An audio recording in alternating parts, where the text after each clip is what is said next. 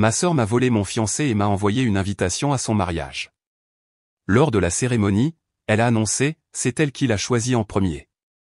Tout le monde a ri jusqu'à ce que mon cavalier se lève et déclare, en fait, je suis son amélioration. La salle est devenue silencieuse quand ils ont vu qui il était.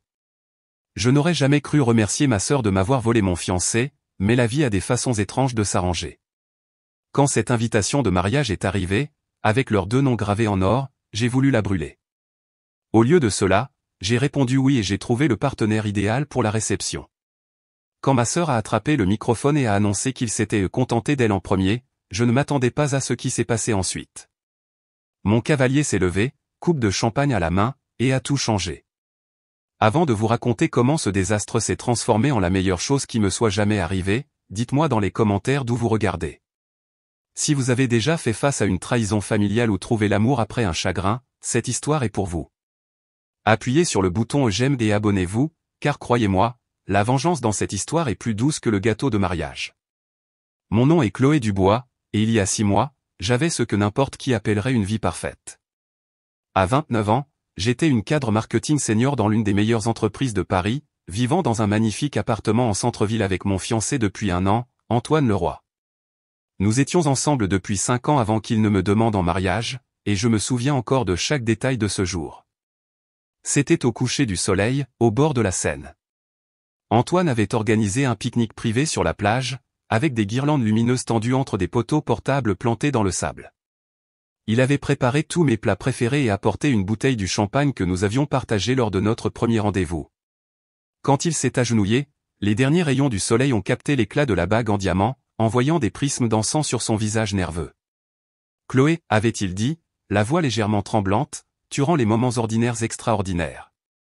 Je veux une vie entière de ces moments avec toi. Veux-tu m'épouser? J'avais dit oui à travers mes larmes, et nous avions passé la soirée à planifier notre avenir entre baisers et champagne. Ce souvenir était autrefois mon refuge. Maintenant, c'était comme regarder un film sur des étrangers. Ma sœur cadette, Manon, et moi avions toujours été proches, malgré notre relation compétitive en grandissant. Elle était la jolie, avec un charme sans effort, tandis que j'étais la personne responsable et ambitieuse. Nous nous équilibrions, du moins c'est ce que je pensais. Nos parents, Sophie et Philippe, nous avaient élevés pour que nous nous soutenions mutuellement, bien qu'ils aient parfois involontairement alimenté notre rivalité en nous comparant. Manon a ton talent artistique, Sophie, disait notre père, mais Chloé a mon sens des affaires. Je ne me suis jamais inquiété de la compétition quand il s'agissait des hommes. Manon et moi avions des types complètement différents. Du moins, c'est ce que je croyais jusqu'à ce que je revienne plus tôt d'un voyage d'affaires à Londres, espérant surprendre Antoine. J'avais toujours ma clé de son appartement, bien sûr. Nous avions prévu d'emménager ensemble après le mariage, mais nous gardions toujours nos propres logements. Quand j'ai ouvert la porte, l'appartement était vide, mais le téléphone d'Antoine était posé sur la table basse, vibrant avec des messages entrants. Je n'étais pas du genre à fouiner, mais quelque chose m'a poussé à regarder. Les aperçus des messages sur l'écran m'ont retourné l'estomac, tu me manques déjà. La nuit dernière était incroyable. J'ai hâte de tout raconter à tout le monde sur nous. L'expéditrice, Manon Dubois. Je suis restée assise là, téléphone en main, pendant ce qui a semblé être des heures. Quand Antoine est finalement revenu avec du café et des bagels, son visage est passé du choc à la culpabilité en quelques secondes. Tu es rentré tôt, a-t-il dit en posant le sac de petit déjeuner avec des mains tremblantes. Apparemment pas assez tôt, ai-je répondu, ma voix étonnamment calme malgré le tremblement de terre qui se produisait en moi. Depuis combien de temps? Chloé, ce n'est pas ce que tu penses. Depuis combien de temps? Il s'est effondré sur le canapé en face de moi, passant ses mains dans ses cheveux. 3 mois. C'est juste arrivé, Chloé. Nous ne voulions pas te faire de mal. Vous ne vouliez pas me faire de mal? Tu couches avec ma sœur. Ce qui a suivi a été un flou d'accusations, d'excuses faibles et de révélations douloureuses. Antoine a affirmé qu'il avait rencontré Manon dans un bar pendant que j'étais en voyage d'affaires. Un verre a conduit à la conversation, ce qui a conduit à une connexion qu'il ne pouvait pas expliquer. La trahison a coupé plus profondément à chaque détail. J'allais te le dire, a-t-il insisté, je ne savais juste pas comment. Allais-tu me le dire avant ou après notre mariage, ai-je demandé, retirant ma bague de fiançailles de mon doigt et la posant sur la table entre nous. La rupture familiale a été immédiate et chaotique. Ma mère, Sophie, a essayé de jouer les médiatrices, ce qui n'a fait qu'empirer les choses. Ces choses arrivent, ma chérie, a-t-elle dit lors de notre première conversation familiale sur la situation, le cœur veut ce qu'il veut. Mon père était furieux, refusant de parler à Antoine et reconnaissant à peine Manon. Aucune de mes filles ne ferait ça à sa sœur, avait-il crié lors d'un dîner familial particulièrement tendu où Manon avait annoncé qu'ils sortaient officiellement ensemble. Nous ne pouvons pas aider ceux dont nous tombons amoureux, avait dit Manon, tendant la main à Antoine sur la table. J'espère qu'un jour tu comprendras et nous pardonneras, Chloé. J'ai cessé d'assister aux réunions de famille après cela. La trahison était trop fraîche, la blessure trop profonde. Je me suis réfugié dans le travail et j'ai évité les appels de ma sœur et de mon ex-fiancé. Des amis ont essayé d'aider, mais la plupart ne savaient pas quoi dire. Comment réconforter quelqu'un dont la sœur a volé le futur mari? La bague de fiançailles reposait dans mon tiroir de commode, un rappel douloureux de promesses brisées. Certains jours, je pensais à la vendre, d'autres jours, à la jeter dans la Seine, là où tout avait commencé. Mais surtout, j'essayais de ne pas y penser du tout. Les 6 mois qui ont suivi la rupture ont été un lent processus de guérison et de reconstruction. J'ai déménagé dans un nouvel appartement, me jetant dans la décoration comme thérapie. J'ai accepté une promotion au travail qui exigeait des heures plus longues mais qui offrait une distraction bienvenue. Mon patron, Sébastien Durand, avait été étonnamment compréhensif, offrant de la flexibilité quand j'en avais besoin. Le chagrin est le pire tueur de performance, avait-il dit, prenez le temps dont vous avez besoin, mais sachez que ce bureau d'angle vous attendra quand vous serez prête. J'étais reconnaissante de ce soutien, mais la personne qui m'a vraiment sauvé pendant cette période fut ma meilleure amie, Léa Girard. Elle s'est présentée à ma porte le lendemain de la rupture avec de la glace, du vin et une loyauté féroce qui m'a aidé à traverser les moments les plus sombres. Nous allons brûler ses vêtements, changer ta coiffure et réserver un voyage quelque part avec des hommes magnifiques et des cocktails forts, avait-elle annoncé, retirant déjà de mon placard des articles qui lui rappelaient Antoine. Je n'ai pas brûlé ses vêtements, je les ai donnés à la place, et je n'ai pas réservé ce voyage, le travail était trop prenant, mais j'ai commencé à voir la docteure Cécile Bernard, une thérapeute que Léa avait recommandée. Nos séances hebdomadaires sont devenues une encre dans mon état émotionnel chaotique. La trahison de 2 personnes en qui vous avez entièrement confiance crée un type de traumatisme unique, a expliqué la docteure Bernard. Donnez-vous la permission de tout ressentir sans jugement. J'essayais de sortir de nouveau, acceptant des rendez-vous occasionnels d'amis bien intentionnés, mais la confiance ne revenait pas facilement. Je me retrouvais à analyser les messages textes pour des significations cachées ou à remettre en question des commentaires innocents. Une connexion prometteuse a pris fin lorsque je l'ai accusée d'être intéressée par une serveuse qui faisait simplement son travail. Je n'étais pas prête, mais j'essayais. Puis vint l'invitation. Elle est arrivée un mardi matin, une enveloppe couleur crème avec une élégante calligraphie dorée, adressée à mademoiselle Chloé Dubois et invitée. Le papier était épais et cher, avec un subtil motif floral gaufré sur les bords. À l'intérieur, l'invitation était tout aussi élaborée, en union avec leur famille. Manon Dubois et Antoine Leroy sollicitent l'honneur de votre présence alors qu'ils s'unissent par les liens du mariage. Le mariage n'était que dans 5 semaines. 5 semaines? Ils étaient ensemble depuis quoi, 9 mois? Et glissé à l'intérieur, il y avait une note manuscrite sur le papier personnalisé de Manon, Chloé, j'espère que tu pourras être heureuse pour nous. Cela signifierait tout pour moi d'avoir ma sœur à mes côtés le jour le plus important de ma vie. Amour éternel, Manon. J'ai appelé Léa immédiatement, à peine capable de former des mots à travers mes sanglots. Ils m'ont invité à leur mariage, ai-je réussi à dire quand elle a décroché. Qui t'a invité à leur mariage, a demandé Léa, la confusion évidente dans sa voix. Manon et Antoine. Quoi? Laisse-moi venir. Ne fais rien avant que j'arrive. Léa est arrivée 30 minutes plus tard, a jeté un coup d'œil à l'invitation, maintenant froissée sur mon comptoir, et nous a servi un généreux verre de vin à chacune, bien qu'il soit à peine midi. C'est soit la chose la plus inconsciente que j'ai jamais vue, soit un coup de force délibéré, a-t-elle dit en examinant l'élégante invitation. Dans tous les cas, tu n'y vas pas.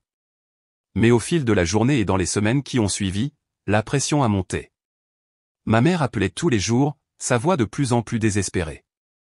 S'il te plaît, Chloé, cette discorde dans la famille me brise le cœur. Ta présence montrerait une telle maturité et un tel pardon. Même mon père, qui avait été mon plus fort allié, semblait adoucir sa position. Je n'aime pas ça plus que toi, m'a-t-il dit lors d'un déjeuner privé, mais c'est toujours ta sœur et ma fille. Je dois la conduire à l'hôtel. Il m'a serré la main sur la table. Tu n'es pas obligé de venir si c'est trop douloureux. Je soutiendrai quoi que tu décides. Mais l'appel de ma cousine Juliette fut le point de rupture. Toujours la commère de la famille, elle était impatiente de me dire ce que tout le monde disait. Toute la famille parle de savoir si tu viendras, a-t-elle dit avec une excitation à peine voilée, et Françoise est convaincue que tu vas faire une scène, mais oncle Marc a parié 50 € que tu ne viendras même pas parce que tu as encore le cœur brisé. C'est là que j'ai pris ma décision. Je ne leur donnerai pas la satisfaction de penser que j'étais encore dévasté. Je ne serai pas l'ex-mère qui ne pouvait pas supporter de voir son ancien fiancé heureux. J'irai au mariage, la tête haute, montrant à tout le monde que Chloé Dubois était passée à autre chose. Le problème, c'est que ce n'était pas le cas, pas vraiment. Léa fut horrifiée quand je lui ai annoncé ma décision d'assister au mariage. « As-tu perdu la tête ?» a-t-elle demandé, faisant les 100 pas dans mon salon.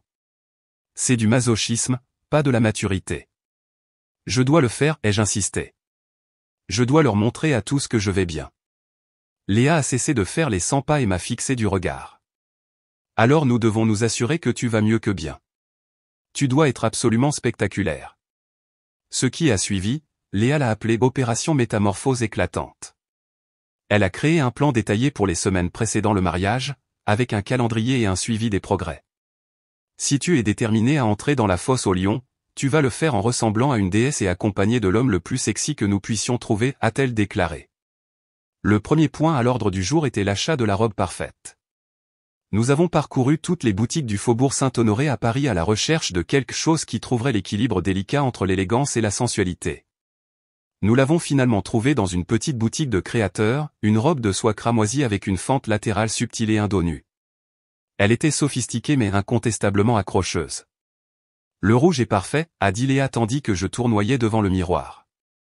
Ça dit, je ne suis pas en deuil et regardez ce que vous manquez au point. Simultanément, vint la transformation physique. Léa nous a réservé des soins spa hebdomadaires, y compris des soins du visage, des massages et tout le reste.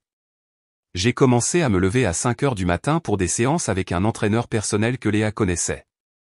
Dès la 3e semaine, je voyais déjà la définition de mes bras et me sentais plus forte, physiquement et mentalement.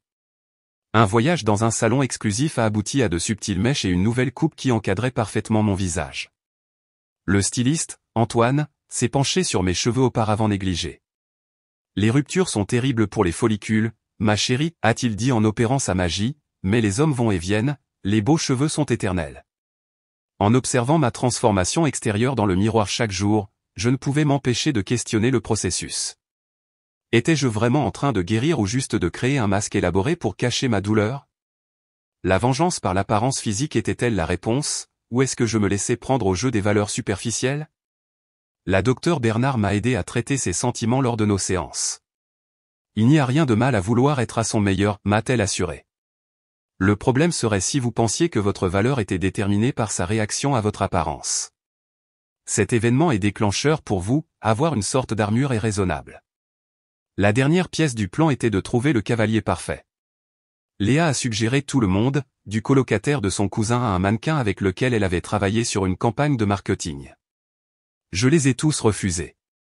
Si j'allais amener quelqu'un, il fallait que ce soit authentique. Je ne voulais pas embaucher un escorte ou supplier un ami de faire semblant, ça me paraissait trop désespéré. Et puis, 3 semaines avant le mariage, j'ai rencontré Gabriel Fournier. Cela s'est passé lors d'une vente aux enchères caritatives pour l'hôpital pour enfants de Paris.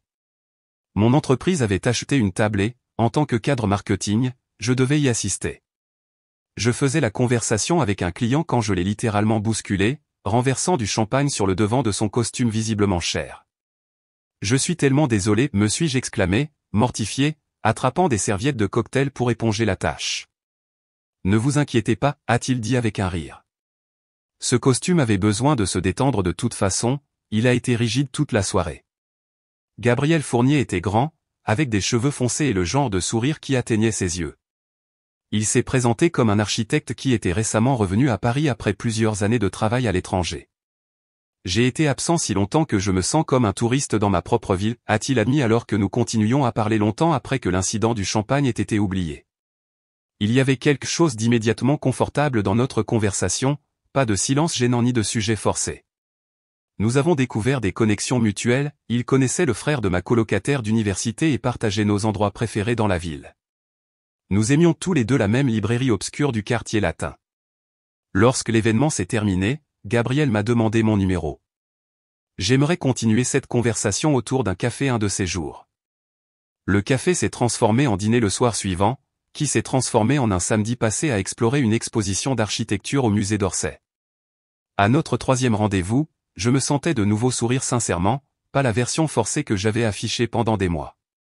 C'est lors de ce troisième rendez-vous, au dessert dans un petit restaurant italien, que je lui ai finalement parlé de la situation du mariage. Ma sœur épouse mon ex-fiancé dans 2 semaines, ai-je dit, attendant que la gêne s'installe. Au lieu de cela, Gabriel eut l'air pensif. Cela doit être incroyablement difficile. As-tu l'intention d'y assister? J'ai hoché la tête, expliquant mes raisons compliquées d'y aller.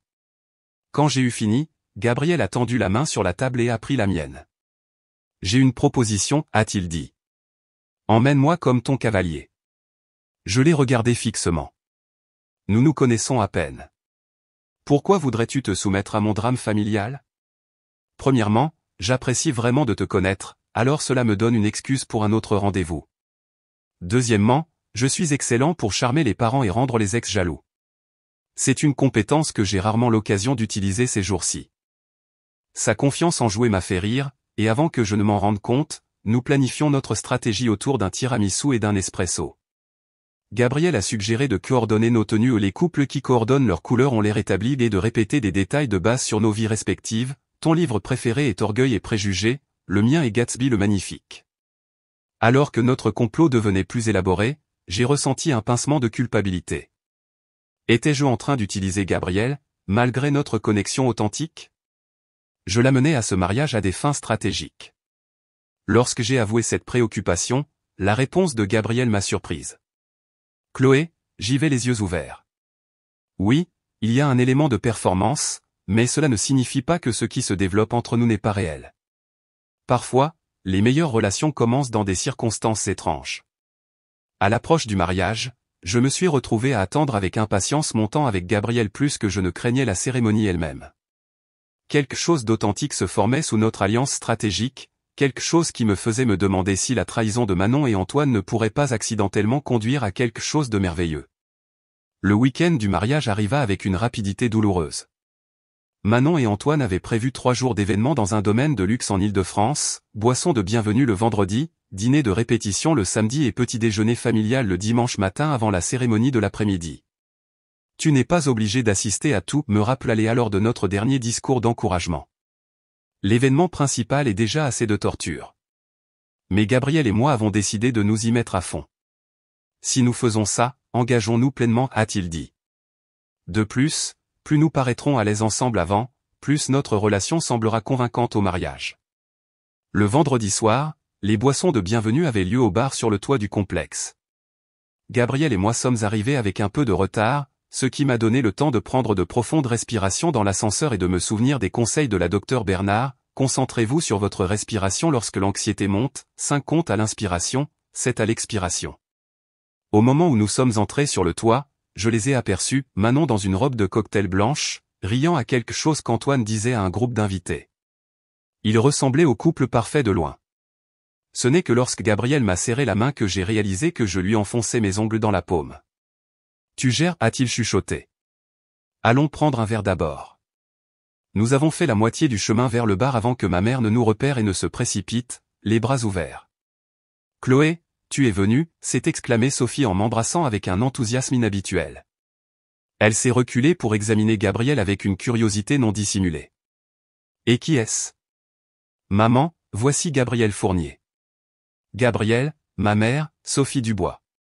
C'est un plaisir de vous rencontrer, Madame Dubois, a dit Gabriel, actionnant le charme que j'avais appris à reconnaître pendant notre temps ensemble. Chloé parle si bien de vous. Ma mère rayonnait littéralement sous son attention. S'il vous plaît, appelez-moi Sophie. Comment vous êtes-vous rencontrés? Chloé n'a mentionné personne de nouveau. Tandis que Gabriel lançait notre histoire de champagne renversée, la rendant bien plus charmante que ma maladroite réalité, j'ai aperçu Antoine nous regarder de l'autre côté de la terrasse. Nos regards se sont croisés brièvement avant qu'il ne détourne le regard, se penchant pour chuchoter quelque chose à Manon. Elle s'est tournée immédiatement, son expression passant de la surprise à l'évaluation, puis à une gaieté forcée alors qu'elle se dirigeait vers nous. « Chloé, tu es venue » s'est-elle exclamée en m'embrassant dans l'air près de ma joue. « Et avec un ami. Comme c'est charmant. » Gabriel Fournier s'est-il présenté en tendant la main. « Je suis le petit ami de Chloé. Félicitations pour vos fiançailles. » Petit ami ? Nous n'avions pas discuté d'utiliser cette étiquette, mais elle sonnait juste sur le moment. Le sourire de Manon s'est crispé, presque imperceptiblement. « Merci » a-t-elle dit, ses yeux allant de l'un à l'autre. « Antoine, viens rencontrer le petit ami de Chloé. » Antoine s'est approché lentement, sa confiance habituelle visiblement diminuée. « Content de te voir, Chloé » a-t-il dit maladroitement. « Ça signifie beaucoup que tu sois venue. »« Je n'aurais pas manqué ça » ai-je répondu avec une douceur qui a fait lever les sourcils à ma mère. Gabriel a tendu la main. « Gabriel Fournier. J'ai tellement entendu parler de vous. » Les hommes se sont serrés la main, Antoine évaluant visiblement Gabriel. Je pouvais presque voir la comparaison se faire derrière ses yeux, et d'après son expression, Gabriel était en tête.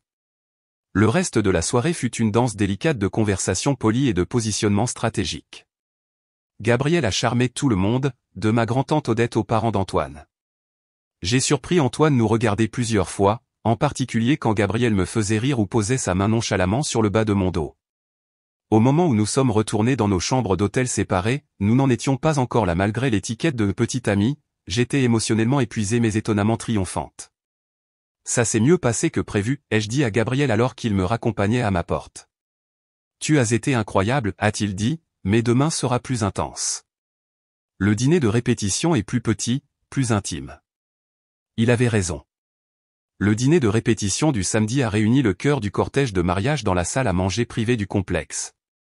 Je ne faisais pas partie du cortège de mariage, bien sûr, mais en tant que membre de la famille immédiate, je devais y assister. Le plan de table nous a placés, Gabriel et moi, directement en face des parents d'Antoine, qui m'avaient toujours adoré. Chloé, chérie, la mère d'Antoine, Catherine, m'a embrassé chaleureusement. Tu es magnifique. Tu nous as tellement manqué. Son mari, Gérard, a acquiescé. La maison n'est pas la même sans tes visites du dimanche. Il a jeté un coup d'œil à Manon, qui était occupée à diriger le personnel de restauration. Certaines choses changent trop vite pour un vieil homme comme moi. Leur préférence évidente pour moi par rapport à Manon a créé une tension palpable qui n'a fait qu'augmenter lorsque les discours ont commencé. Les toasts traditionnels du dîner de répétition sont devenus un exercice d'omission minutieuse, personne ne sachant comment faire référence au début du couple sans mentionner la vérité embarrassante. Le témoin d'Antoine, Thomas, a finalement sauvé la situation avec humour. Je connais Antoine depuis l'université, et il a toujours été le gars le plus décisif que je connaisse, sauf quand il s'agit du menu du restaurant, ou apparemment de la famille Dubois. Le rire maladroit qui a suivi a brisé une partie de la tension, mais j'ai remarqué le sourire forcé d'Antoine et la façon dont la main de Manon s'est crispée autour de sa coupe de champagne. Quelque chose n'allait pas entre eux. Cela est devenu encore plus évident lors du petit déjeuner familial du dimanche matin.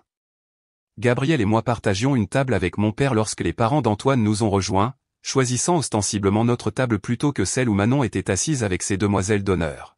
« Comment va le travail, Chloé » a demandé Gérard. Toujours aussi brillante en marketing. Alors que je les mettais au courant de ma récente promotion, j'ai surpris mon père me regardant avec un mélange de fierté et de tristesse. Quand les autres sont allés au buffet pour se resservir, il s'est penché. « Je veux que tu saches à quel point je suis fier de toi, Citrouille » a-t-il dit, utilisant son surnom d'enfance pour moi. La façon dont tu gères tout ça, ça montre une force remarquable. Merci papa, ai-je dit, ému de façon inattendue. Ça compte beaucoup. Je suis toujours déçu de Manon, a-t-il admis doucement. J'essaie de la soutenir parce que c'est ma fille, mais ce qu'elle a fait, ce n'est pas comme ça que nous vous avons élevé. Je sais, papa. Ses yeux se sont posés sur Gabriel, qui discutait avec animation avec ma cousine de l'autre côté de la pièce. Ce nouveau gars a l'air bien, beaucoup mieux pour toi que Antoine ne l'a jamais été, si tu veux mon avis. Avant que je ne puisse répondre, Antoine s'est approché de notre table, l'air anormalement nerveux. Monsieur Dubois, a-t-il dit, saluant mon père qui a rendu le salut avec un minimum de chaleur. Chloé, pourrais-je te parler une minute? En privé?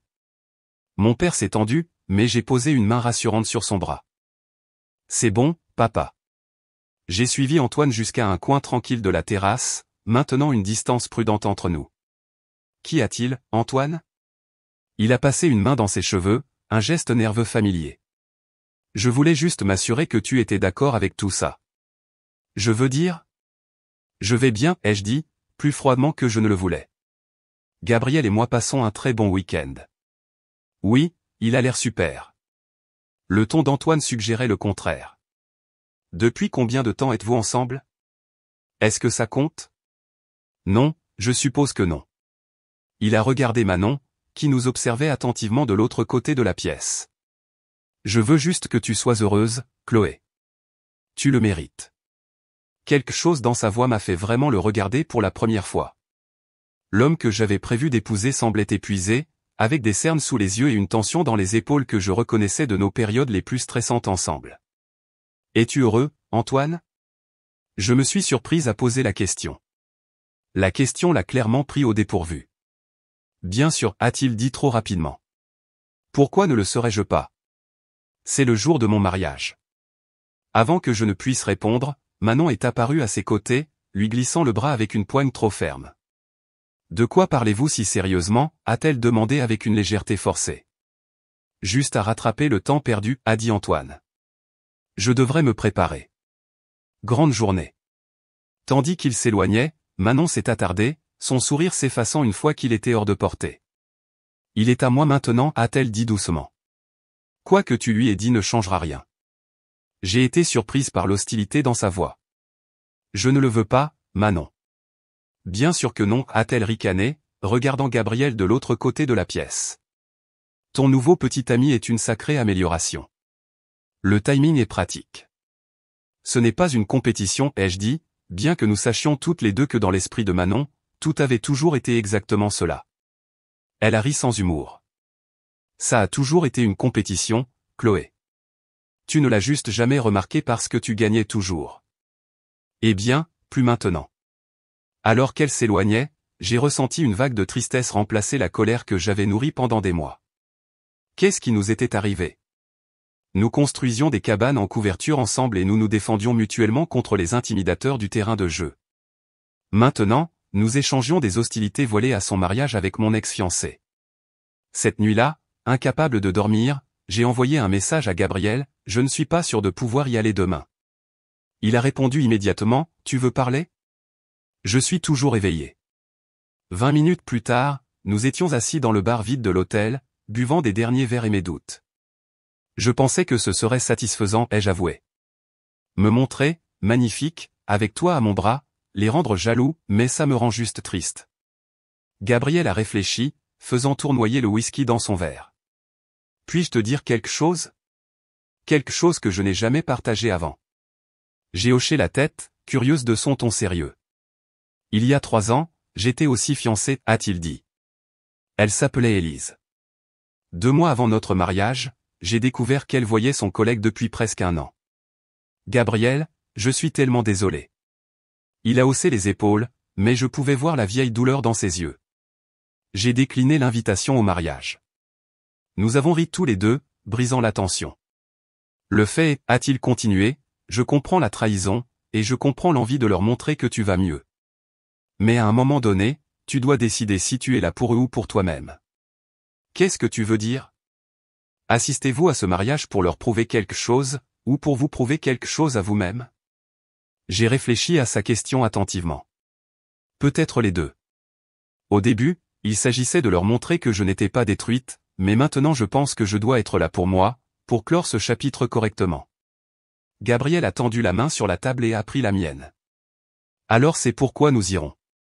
Pas pour la vengeance, mais pour la clôture. Quand il m'a ramené à ma chambre, cette fois, notre au revoir a pris la forme d'un baiser qui n'avait rien à voir avec les stratégies de mariage et tout à voir avec la connexion authentique qui s'était développée entre nous. Pour l'histoire, a dit Gabriel en s'éloignant, je serais la même s'il n'y avait pas de mariage. Je suis là pour toi, Chloé Dubois.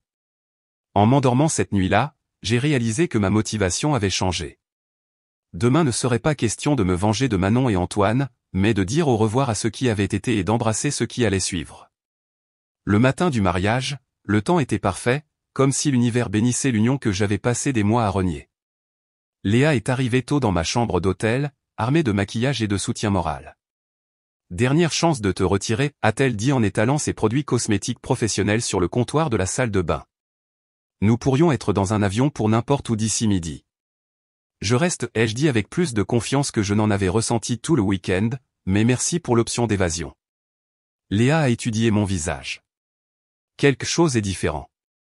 Tu as l'air plus légère. J'ai eu une bonne discussion avec Gabrielle hier soir sur la clôture et l'avancement.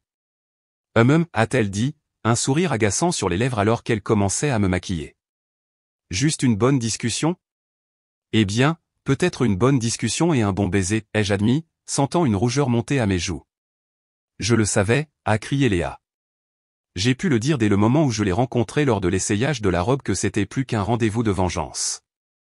Il ne pouvait pas te quitter des yeux.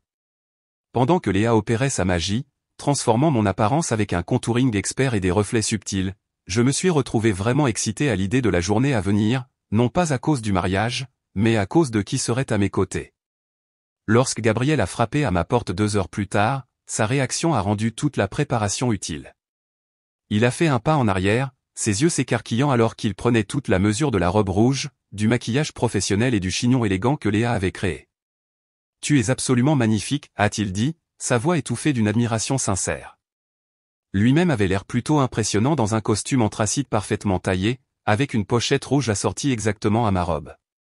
Le look coordonné était subtil mais efficace, nous marquant clairement comme un couple. « Prête pour ça ?» a-t-il demandé en m'offrant son bras. Autant que je le serai jamais. La cérémonie se tenait dans le jardin du complexe, avec des chaises blanches disposées en rangées nettes face à une arche florale élaborée. Gabriel et moi avons été conduits à des sièges au 3e rang du côté de la mariée, bien plus en vue que ce à quoi je m'attendais. Je sentais les regards sur nous alors que nous prenions place, des murmures suivant notre sillage. Le jardin s'est rapidement rempli d'invités en tenue de printemps. Les garçons d'honneur d'Antoine ont pris place, suivis d'Antoine lui-même, l'air baume étendu dans son smoking. Le quatuor à cordes a commencé à jouer, signalant le début de la procession. Les demoiselles d'honneur en rose pâle ont descendu l'allée une par une, puis la musique a changé pour la marche nuptiale traditionnelle et tout le monde s'est levé, se tournant pour regarder Manon apparaître au bras de notre père.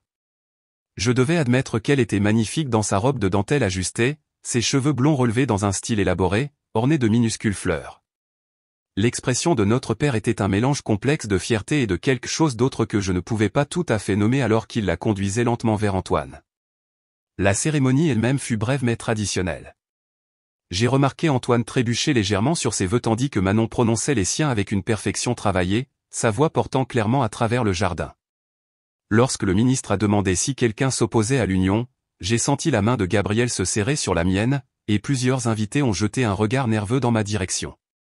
Mais le moment est passé sans incident, et bientôt ils ont été prononcés mari et femme. « Ça va » a chuchoté Gabriel alors que nous les regardions redescendre l'allée ensemble. Étonnamment oui, ai-je répondu, réalisant que c'était vrai. Le nœud de colère et de blessure qui avait vécu dans ma poitrine pendant des mois s'était relâché, pas complètement disparu, mais significativement diminué. Le cocktail qui a suivi sur la terrasse a été mon premier véritable test. Sans la structure de la cérémonie, les invités étaient libres de s'approcher et de commenter. Les amis de ma mère ont été les premières à descendre, leur curiosité à peine voilée par de l'inquiétude. Un visage si courageux, ma chère, a dit Françoise, la meilleure amie de ma mère, en me tapotant le bras avec condescendance. Pas courageux du tout, ai-je répondu doucement, juste sincèrement heureuse d'être ici avec Gabriel. Gabriel a excellé à détourner les commentaires maladroits avec charme, dirigeant les conversations loin du passé et vers des sujets neutres. Sa présence protectrice à mes côtés a rendu tout plus supportable. L'interaction la plus surprenante est venue du meilleur ami d'Antoine, Thomas, qui m'a cherché pendant que Gabriel nous cherchait de nouvelles boissons. Je vous dois des excuses, Chloé, a-t-il dit, l'air vraiment contrit. Je savais pour eux avant vous. J'aurais dû vous le dire. Ce n'était pas votre responsabilité, ai-je dit, bien que son aveu m'ait piqué. Néanmoins, vous méritiez mieux de nous tous. Il a jeté un coup d'œil à Antoine, qui posait pour des photos avec Manon. Pour ce que ça vaut, je ne suis pas convaincu qu'il ait fait le bon choix. Avant que je ne puisse répondre, j'ai entendu les demoiselles d'honneur de Manon à proximité, leur voix portant juste assez pour que je puisse saisir des bribes. Tu peux croire qu'elle est vraiment venue avec ce gars. Il doit être loué. Pas moyen qu'elle ait trouvé quelqu'un d'aussi magnifique si vite. Antoine n'arrête pas de les regarder. Manon va craquer s'il n'arrête pas. Gabriel est revenu, me tendant un nouveau champagne et se positionnant subtilement entre moi et les demoiselles d'honneur commères. Prête à aller dîner? Ils ouvrent la salle de bal. L'espace de réception était indéniablement magnifique, avec des lustres en cristal, des centres de table floraux élaborés et des guirlandes lumineuses scintillantes drapées au plafond. J'ai reconnu de nombreux éléments de mes propres tableaux de mariage Pinterest, des idées que j'avais partagées avec Antoine et Manon pendant des jours plus heureux. Gabriel et moi étions assis à une table avec mes parents, la sœur de mon père et son mari, et étonnamment, les parents d'Antoine un plan de table stratégique qui me plaçait avec mes alliés plutôt qu'avec les amis de Manon. Les mariés ont fait leur entrée sous des applaudissements enthousiastes, prenant place à la table d'honneur surélevée. Tout au long du dîner, j'ai remarqué que le regard d'Antoine dérivait à plusieurs reprises vers notre table, bien qu'il détourne rapidement les yeux chaque fois que nos regards se croisaient. Après le plat principal, les toasts traditionnels ont commencé. Le meilleur ami et la demoiselle d'honneur ont tous deux prononcé des discours appropriés et sentimentaux, naviguant avec précaution autour des débuts compliqués de la relation. Je commençais tout juste à me détendre lorsque Manon s'est soudainement levée et a pris le microphone à la demoiselle d'honneur. « Je veux dire quelque chose aussi », a-t-elle annoncé, sa voix légèrement altérée par le champagne qu'elle buvait régulièrement toute la soirée. Tout le monde ici sait à quel point j'aime Antoine. Un silence attentif est tombé sur la pièce. Ce n'était pas au programme. Ce que certains d'entre vous ne savent peut-être pas, c'est le chemin qui nous a menés ici, a continué Manon, son regard me trouvant dans la foule. Parfois, le chemin vers le véritable amour n'est pas simple. Parfois, il faut traverser des obstacles pour trouver votre partenaire parfait. Mon estomac s'est serré alors que sa signification devenait claire. La main de Gabriel a trouvé la mienne sous la table. Antoine et moi étions destinés à être ensemble, a-t-elle dit en levant son verre. Parfois, il faut un certain temps à un homme pour réaliser à qui il appartient vraiment. Elle était peut-être celle dont il s'est contenté en premier, mais je suis celle qu'il a choisie pour toujours. Un malaise a parcouru la pièce alors que les invités qui connaissaient la situation échangeaient des regards. D'autres, ignorant du contexte, avaient simplement l'air confus. Ma mère a halté doucement à côté de moi tandis que le visage de mon père s'assombrissait de colère. Avant que je ne puisse comprendre ce qui se passait, Gabriel était debout, coupe de champagne à la main. Le silence est tombé dans la pièce alors qu'il redressait sa cravate et s'éclaircissait la gorge. « Puis-je » a-t-il demandé, s'adressant à Antoine plutôt qu'à Manon. Après un moment d'hésitation, Antoine a hoché la tête, l'air à la fois curieux et appréhensif. Pour ceux que je n'ai pas encore eu le plaisir de rencontrer, je suis Gabriel Fournier, le cavalier de Chloé ce soir, a-t-il commencé, sa voix chaleureuse et confiante. Tout d'abord, j'aimerais féliciter les mariés. Le mariage est un engagement profond, qui exige courage et foi. Il a marqué une pause, son sourire ne faiblissant jamais. Je ne connais Chloé que depuis peu de temps, mais pendant ce temps, j'ai découvert une femme d'une grâce et d'une force extraordinaires. Quand elle m'a parlé de ce mariage, j'ai été impressionné par sa décision d'y assister, de soutenir sa sœur malgré leur histoire compliquée. La pièce était alors absolument silencieuse, tous les yeux fixés sur Gabriel. Ce que Manon a dit est vrai à un égard, a-t-il poursuivi.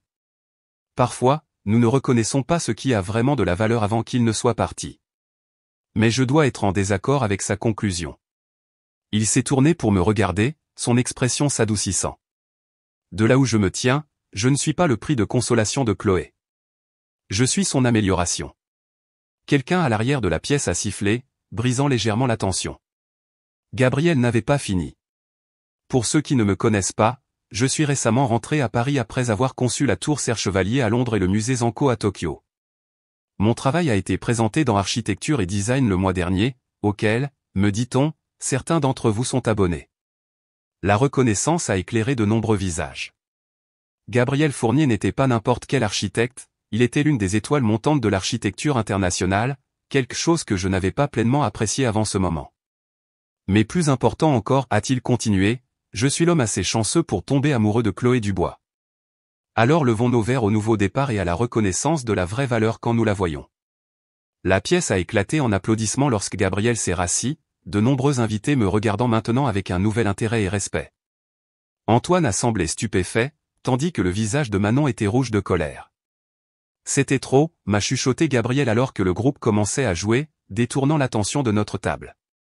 C'était parfait, ai-je répondu, me sentant sincèrement ému par ces mots. Tu pensais ce que tu disais sur le fait de tomber amoureux.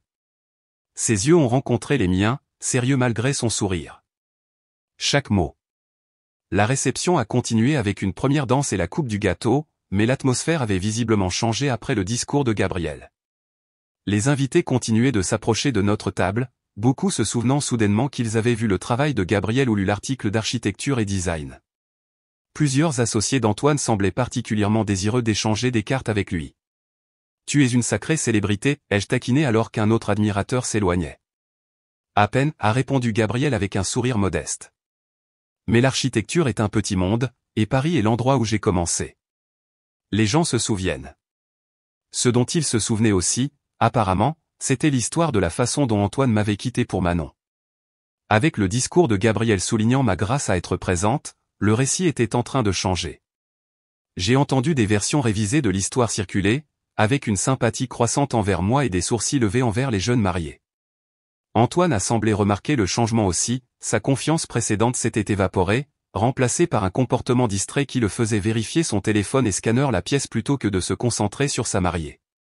Manon, quant à elle, travaillait d'arrache-pied pour paraître merveilleusement heureuse, son sourire devenant plus figé à chaque heure qui passait. J'ai besoin d'aller aux toilettes, ai-je dit à Gabriel pendant une brève accalmie de la musique. Je reviens tout de suite. Les toilettes des dames étaient merveilleusement vides quand je suis entré, me donnant un moment de calme pour digérer les événements de la soirée. Je retouchais mon rouge à lèvres quand la porte s'est ouverte en grand et que Manon est entrée en furie, sa robe de mariée serrée dans ses poings pour permettre un mouvement plus rapide. C'était quoi ça, a-t-elle exigé, laissant la porte se refermer derrière elle. C'était quoi, ai-je demandé, délibérément calme en refermant mon rouge à lèvres. Le petit discours de ton petit ami, faisant passer Antoine pour un déclassé et transformant mon mariage en ta réhabilitation publique. Je me suis retourné pour lui faire face. Gabriel me défendait après que tu m'aies publiquement insulté lors de ta propre réception de mariage. À quoi t'attendais-tu?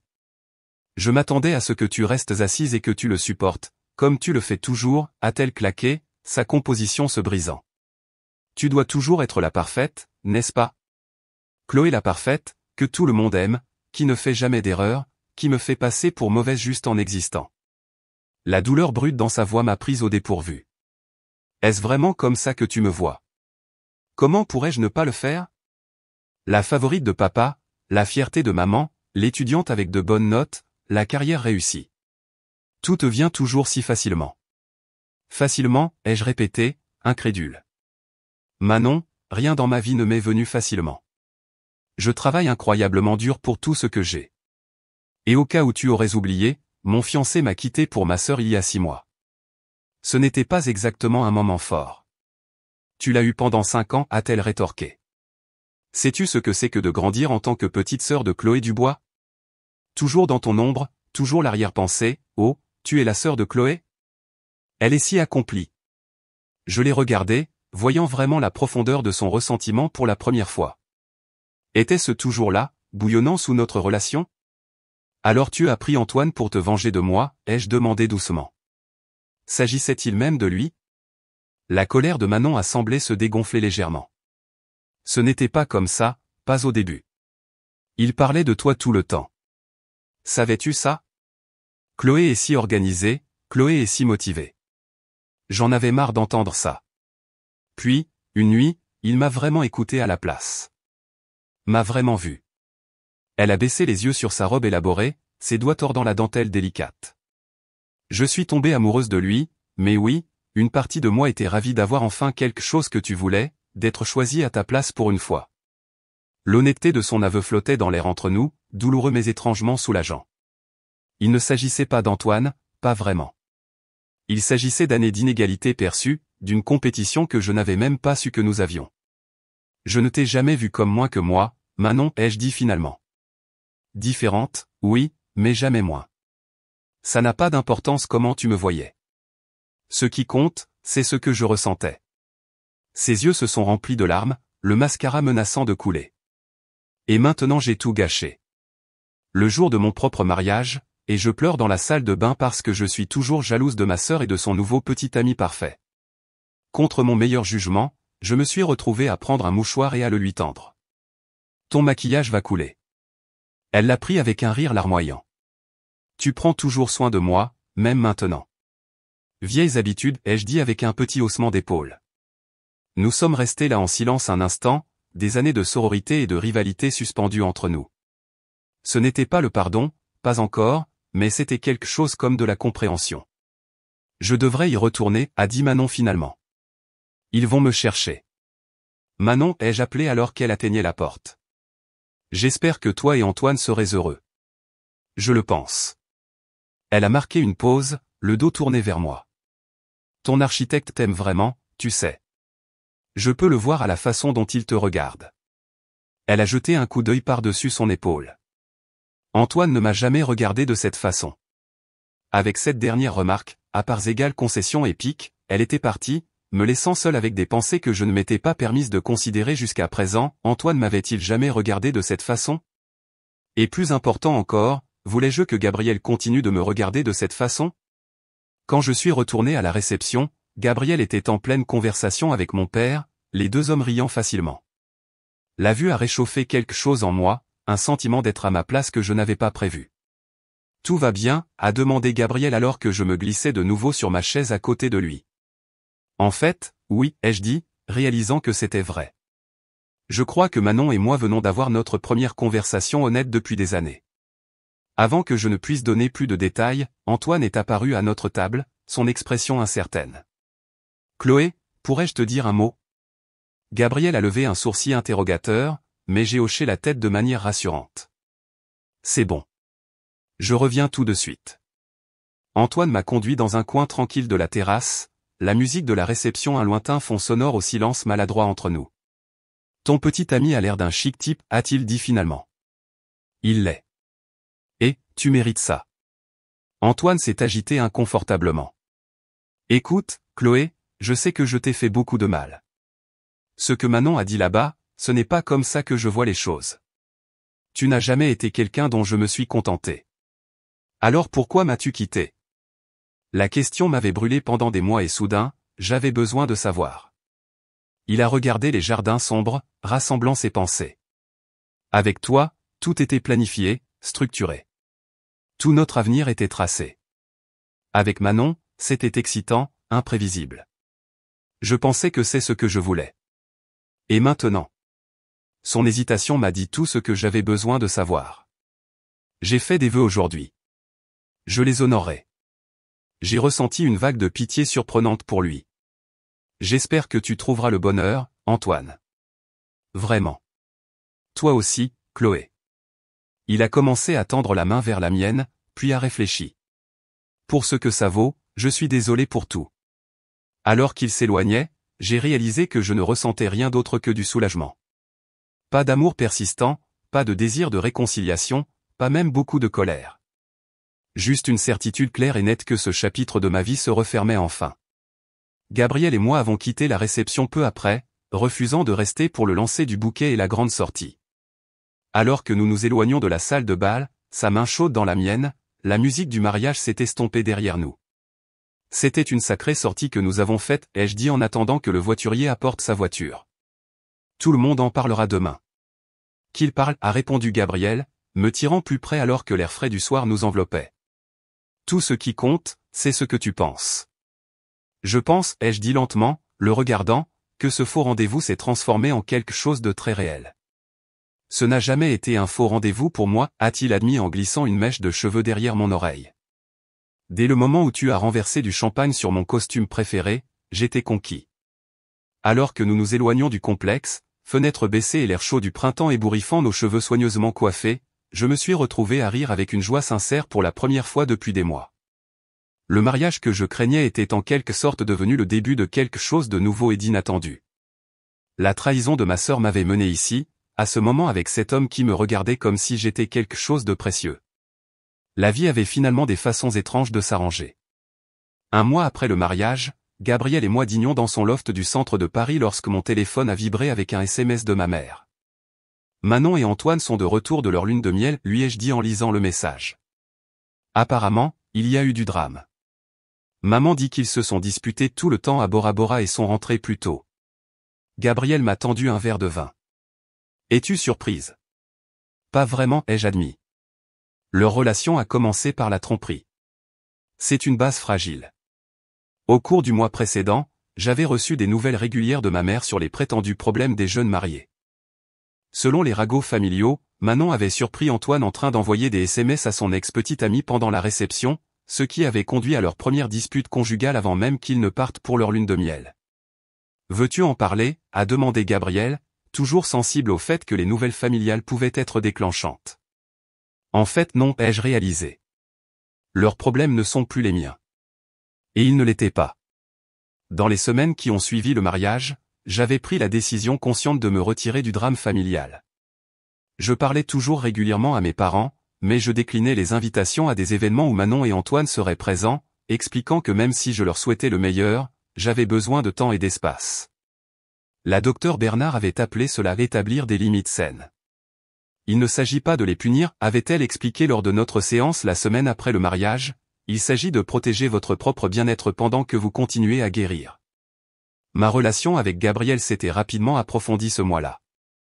Nous passions la plupart des soirées ensemble, alternant entre son loft et mon appartement. Il m'avait présenté à ses amis proches et m'avait emmené dans ses endroits cachés préférés de Paris. J'avais appris qu'il chantait faux sous la douche, préférait les romans de science-fiction à la fiction historique, et pouvait faire des omelettes incroyables mais brûlait le pain grillé à chaque fois. De petits détails qui construisaient quelque chose de réel entre nous, quelque chose d'honnête et de fort qui n'avait rien à voir avec la vengeance ou les apparences. J'ai quelque chose pour toi, a dit Gabriel maintenant, tirant un petit paquet emballé de sa poche. C'est pour quoi faire? Ce n'est pas mon anniversaire. Ouvre-le et vois. À l'intérieur se trouvait une clé attachée à un petit porte-clés argenté en forme de boussole architecturale. Une clé de mon appartement, a-t-il expliqué.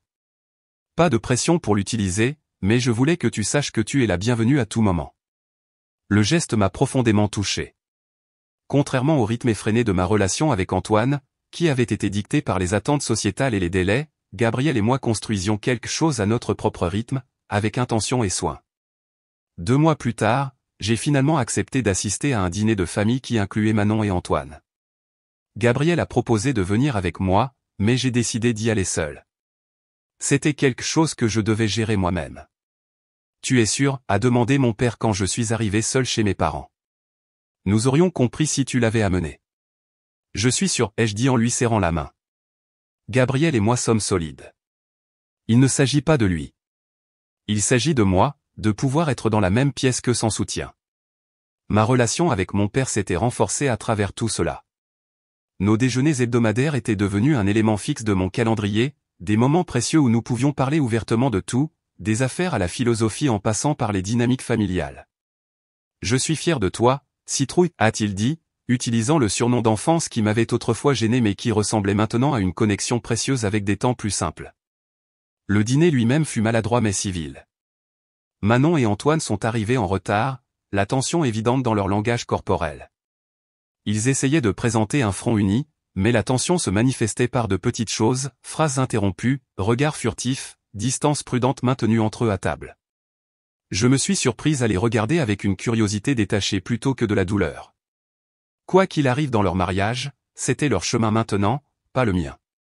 Après le dîner, Manon m'a acculé dans la cuisine alors que j'aidais ma mère avec le dessert. Ton petit ami n'est pas venu, a-t-elle observé, appuyé contre le comptoir pendant que je disposais des cookies sur un plat de service. Son nom est Gabriel et non, il n'est pas venu. Elle a fait tourner sa bague de mariage, une habitude nerveuse qu'elle avait apparemment développée. Ça se passe bien avec lui? Très bien, ai-je dit, décidant de tendre la main. Comment était Bora Bora? Magnifique, cher, chaud. Elle a ramassé un cookie, puis l'a reposé sans le manger. Antoine a eu une intoxication alimentaire le 2e jour. A passé 3 jours dans la salle de bain. Je n'ai pas pu retenir un petit rire qui m'a échappé. C'est regrettable. Ça a pas mal donné le ton du voyage. Elle a hésité, puis a ajouté, le mariage est plus difficile que je ne l'avais imaginé. L'aveu m'a surprise. Manon reconnaissait rarement ses difficultés ou ses erreurs. Je suis désolé d'entendre ça, ai-je dit, le pensant sincèrement. Malgré tout, elle était toujours ma sœur. Tu es désolé? Elle a rencontré mes yeux, cherchant. Après ce que nous t'avons fait, je ne te blâmerai pas si tu étais heureuse que nous ayons des difficultés. Je ne suis pas heureuse, ai-je dit prudemment. Ce que tu as fait m'a profondément blessé et je travaille toujours là-dessus, mais je ne veux pas que vous soyez malheureux, ni l'un ni l'autre. Elle a hoché la tête lentement. C'est très mature de ta part. Je travaille dessus, ai-je répondu avec un petit sourire. Établir des limites tout en maintenant des liens, ma thérapeute appelle ça. Peut-être que je devrais voir un thérapeute, a-t-elle marmonné, presque pour elle-même. Ça aide, ai-je proposé. Je pourrais te donner le numéro de la docteure Bernard si tu veux. Manon a semblé surprise, puis pensive. Peut-être. Je vais y penser. Ce n'était pas un pardon exact, mais c'était un début, un petit pas vers un nouveau type de relation, basé sur l'honnêteté plutôt que sur la compétition. 3 mois plus tard, lors de la fête d'anniversaire de mes parents, Gabriel m'a surprise en s'agenouillant dans leur jardin, entouré de lumière scintillante et des personnes qui me connaissaient le plus longtemps. Chloé Dubois, a-t-il dit, me regardant avec ses yeux chaleureux qui avaient d'abord captivé mon attention. Je sais que nous ne sommes pas ensemble depuis longtemps selon les normes conventionnelles, mais je n'ai jamais été plus certain de quoi que ce soit dans ma vie que je ne le suis de nous. La bague qu'il a offerte ne ressemblait en rien à celle que Antoine m'avait donnée. Là où celle-ci était un solitaire diamant traditionnel, celle-ci était unique, un saphir entouré de petits diamants dans un serti d'inspiration vintage. Je ne te demande pas de te précipiter, a continué Gabriel. Nous pouvons avoir les plus longues fiançailles de l'histoire si c'est ce que tu veux. Je veux juste que le monde sache que je te choisis aujourd'hui et tous les jours à venir. Veux-tu m'épouser? Le moment était parfait dans son honnêteté. Pas de grands gestes conçus pour les réseaux sociaux, pas de mise en scène élaborée. Juste un homme que j'avais appris à aimer profondément, offrant un avenir ensemble. Oui, ai-je dit sans hésitation. Mais je veux de longues fiançailles. Combien de temps, a-t-il demandé en glissant la bague à mon doigt. Assez longtemps pour être sûr, ai-je dit. Assez longtemps pour construire quelque chose de réel. Nous avons déjà commencé, a-t-il répondu en se levant pour m'embrasser alors que ma famille applaudissait autour de nous. Plus tard dans la soirée, en rentrant à la maison, j'ai réfléchi au chemin improbable qui nous avait menés ici. 6 mois plus tôt, j'avais été dévasté par la trahison, convaincu que ma vie s'effondrait. Maintenant, je me dirigeais vers un avenir plus lumineux que celui que j'avais perdu. À quoi penses-tu? A demandé Gabriel, me tendant la main sur la console. Je pensais juste à la façon dont parfois les pires choses mènent aux meilleures choses, ai-je dit, regardant les lumières de la ville s'estomper. Si Manon n'avait pas envoyé cette invitation de mariage. J'aimerais penser que nous nous serions trouvés de toute façon, a dit Gabriel. Peut-être lors d'un autre événement caritatif ou par le biais d'amis communs. Tu crois? Je le sais. Il m'a serré la main.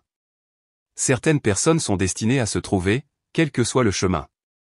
Alors que nous planifions notre avenir ensemble au cours des mois à venir, j'en suis venu à croire qu'il avait raison.